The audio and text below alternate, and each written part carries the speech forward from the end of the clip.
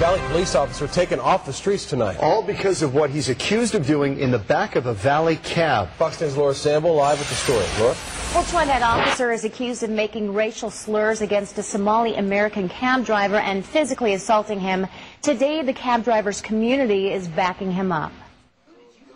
The head of Arizona's Somali-American United Council speaks out for one of his own, cab driver Omar Abdi, who says he was verbally and physically assaulted by an off-duty Scottsdale police officer early Tuesday morning.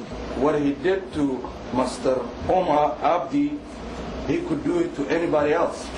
And we want this police officer off the streets. He's talking about Canine Officer Chance Lovell, seen here in a picture on Ray Allen's website. Abdi says Lovell assaulted him during a ride home from a Tempe bar. We, the Somalians, came here to run away from bad cops and bad governments, to be here in the States, to be safe and to be protected by the police department and not attack us.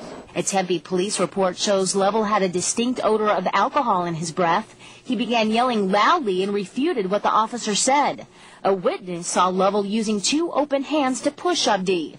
Abdi also accuses Lovell of using profanity and racial slurs. You're from Somalia, you killed my brother, you violated to come in this country.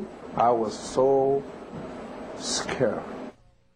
Scottsdale police say they've launched an internal affairs investigation in this case. Meantime, Lovell has been placed on administrative assignment pending the outcome of the criminal investigation. Reporting live, Laura Sample, Fox 10 News.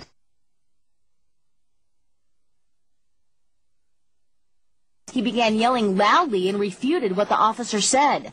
A witness